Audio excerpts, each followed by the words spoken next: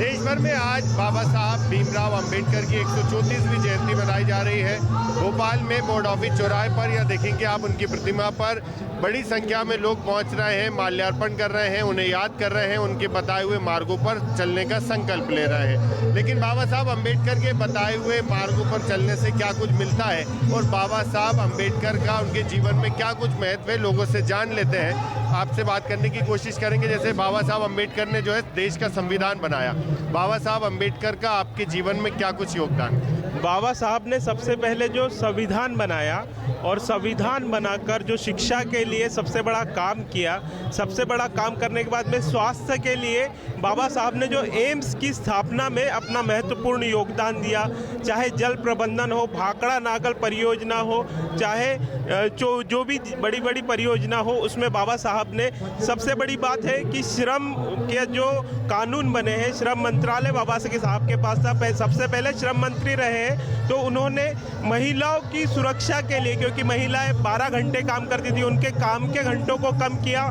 चाहे मातृत्व अवकाश हो, चाहे इंश्योरेंस सेक्टर हो, सब सेक्टरों में बाबा साहब ने महिलाओं को सबसे पहले प्रगति के द्वार खोल दिए। बाबा साहब ने ये भी कहा कि अगर महिलाएं जिस समाज की एक्टिव हो जाती है, जिस समाज की महिलाएं शिक्षित हो जाती है और समाज के लिए सामने आ जाती है, वो समाज सबसे पहले आगे बढ़ जाता है। तो मैं सबसे यही निवेदन करूंगा कि अपने घर की महिलाओं को आगे लाना है और सबसे पहले उन्हें शिक्षित करना है। बाबा साहब ने हमें जो शिक्षा का द्वार खोल के दिया है, उस शिक्षा को हमें लेके रहना है। अपने अधिकारों को, अपने कर्तव्यों को हमें एक सार्वजनिक मंचों पर जाके ना लेकर शिक्षा के माध्यम से लेना चाहिए। अच्छा, आप तो संविधान की यहाँ पर किताब लेकर पहुँचे हैं, बाबा साहब अम्बेडकर का संविधान है, क्या शिक्षा मिलती है संविधान से? तो आप सभी को सबसे पहले तो बाबा साहेब की 134वीं जन्म जयंती की हार्दिक शुभकामनाएं।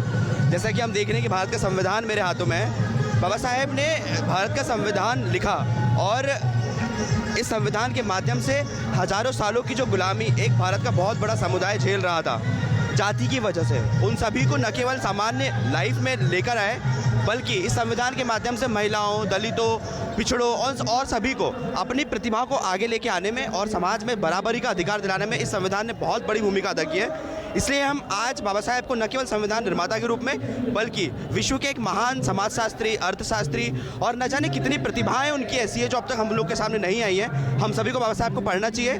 आज बाबा साहेब की 134वीं जन्म जयंती के उपलक्ष्य में मैं आप सभी से यही विनती करना चाहूँगा कि बाबा साहेब को पढ़ें। हम जितना ज़्यादा बाबा साहेब को पढ़ेंगे, उनकी प्रतिभा से और अधिक जानेंगे और ये जान पाएंगे कि उनका योगदान भारत के निर्माण में कितना बड़ा है। धन्यवाद। जय भीम। बाबा साहब का आपके जीवन में क्या कुछ योगदान है?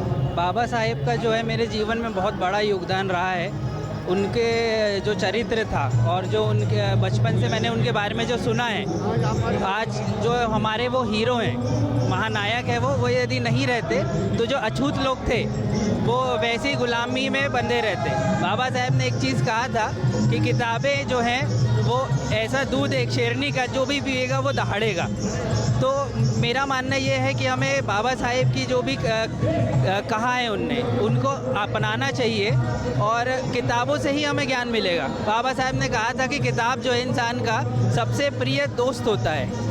तो मैंने भी आज यही यहाँ पे किया। मैं हमेशा यहाँ पे आता हूँ और सिर्फ किताबें ही, बाबा साहेब की किताबें ही यहाँ से लेता हूँ मैं।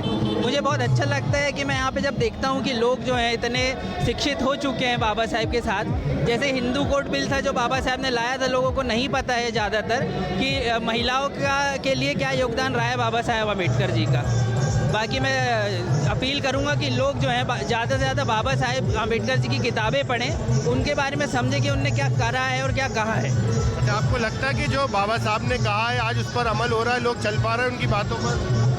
पूरी तरीके से तो मुझे नहीं लगता कि चल पा रहे हैं लोग।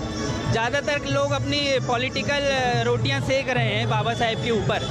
मुझे ये लगता है कि ये सब छोड़ के यदि हम शिक्षा में ज़्यादा ध्यान देंगे तो बाबा साहेब को ज़्यादा समझ पाएंगे। अच्छा, ये संविधान की जो आप किताब लेकर चले और आपने बताया कि बाबा साहब ने जो संविधान बनाया सबको बराबरी का हक दिया, तो आज लोगों को मिल पा रहा संविधान के तहत बराबरी का हक? मुझे ये जानकर के बहुत ज़्यादा खुशी हो रही है कि आज हम इस बात पर बात कर रहे हैं कि लोगों को अधिकार मिल रहे हैं कि नहीं मिल रहे हैं।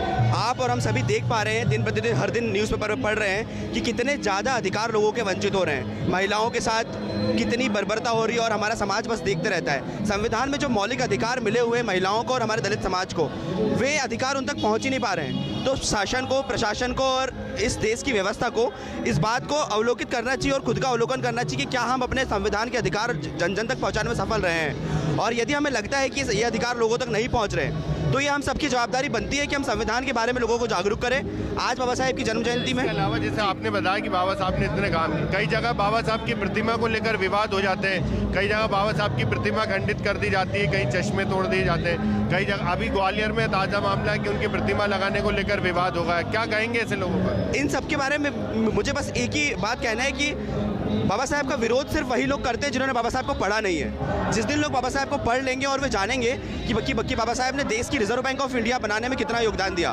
बाबा साहब ने वाटर पॉलिसी बनाने में कितना योगदान दिया, बाबा साहब ने एक मौलिक अधिकार वोट देने का अधिकार में कितना काम किया, तब बाबा साहब एक जाति के ना दिख करके पूरे भारत के दिखेंगे।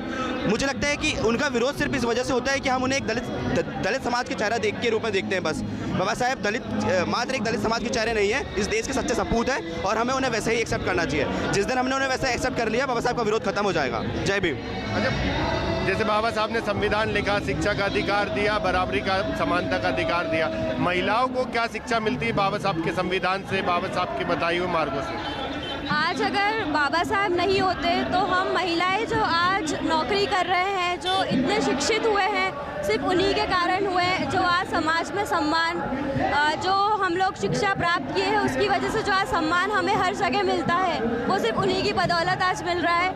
आज मैं कोई डिपार्टमेंट में काम कर रही हूँ तो वो उन्हीं के कारण मैं इतना शिक्षित हुई हूँ, तो मैं उन्हें बहुत बहुत धन्यवाद देती हूँ आज के लिए। बिल्कुल, बाबा साहब ने कई लोगों का जीवन बदला है। सबसे महत्वपूर्ण की शिक्षा का अधिकार उन्होंने दिलवाया और इनका कहना है कि सामाजिक समरसता की उन्होंने बात की, यहाँ पर ऊंच नीच के भेदभाव को मिटाया है। तो बाबा साहब ने जो संविधान बनाया उसमें सबको बराबरी का अधिकार दिलाया है। तो यही वजह है कि लोग आज यहाँ पर समाज में खुलकर जी पा रहे हैं। इनका कहना है कि बाबा साहब के बताए हुए रास्तों पर चलने का सब संकल्प लें, क्योंकि बाबा साहब ने सबको बराबर का दर्जा दिलाया है। TV9 मध्य प्रदेश छत्तीसगढ़ के लिए आमिर खान।